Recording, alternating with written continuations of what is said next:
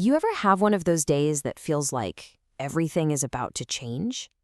Well, for Castle Cranshaw, who everyone calls Ghost, that day is today. It's race day. We're going to break down this single pivotal day in his life to really get what makes him run. Let's jump in. So, here we are. It's Saturday morning. You can practically smell the breakfast cooking. For Ghost, though, this isn't just any Saturday. It's his first track meet, ever. And you can just feel the energy, the tension. Everything feels like it's on the line.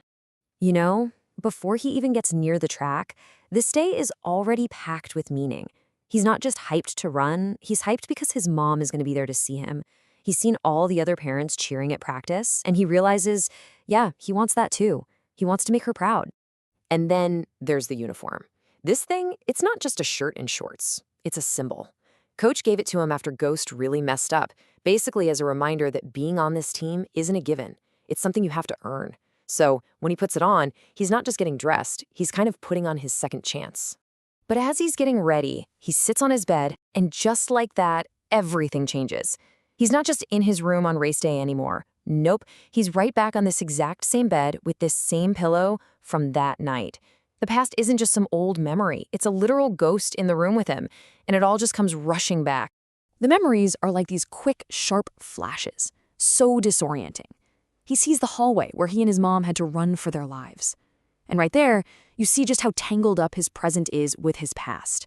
For him, running has never, ever been just a sport.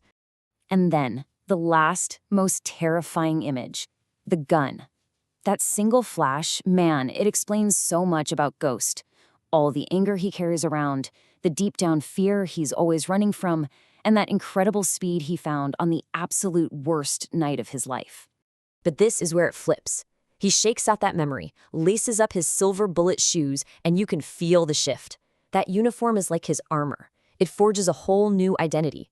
He's not just Castle Cranshaw anymore, the kid with the heavy past. He's Ghost. He's a sprinter. He's a defender. And his family's reaction just seals the deal. His mom's eyes get all watery, and she tells him he looks like a champion. But it's his little cousin King who nails it. He calls him a superhero, gives him a new name, Runnin' Man. And you know what? In that moment, that's exactly what Ghost feels like. Okay, so he's feeling like a hero, but every hero's journey has its little obstacles, right?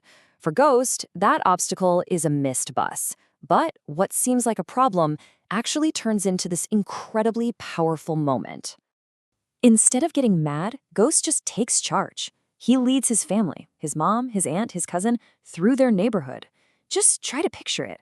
Ghost, out front in his bright blue uniform like a parade marshal, with his family following him. For once, he's not running away from something. He's leading the people he loves towards something great. He's got to make one quick stop, though, at Mr. Charles's corner store. Mr. Charles is another one of those key people in his life, always looking out for him. He hooks Ghost up with some sunflower seeds for good luck. Ghost calls them his power pills and drops a little piece of advice on him. It's just another reminder that he's got this whole community in his corner. When they get to the park, it's like a whole different world. This is not practice anymore. There are crowds, food stalls, whistles blowing, teams in every color you can imagine. It's a lot to take in. But then, through all that chaos, he spots his team. That electric blue. He's home. All right, this is it. He finds his team, he starts warming up, and then Coach gives him the news. He's running the 100-meter dash. The tension just skyrockets. This is the moment. Everything has been building up to this. As he's getting ready, he glances over and sees his family on the sidelines. His Aunt Sophie is just screaming her head off, and his cousin King is holding up this hilarious, perfectly ridiculous sign. It's just pure, unfiltered family love, and it's exactly what he needs to see. But then, bam, a total shock. He's lining up for the race, and he sees a familiar face in one of the other lanes. Brandon Simmons, the bully from his school, the guy who never gives him a break.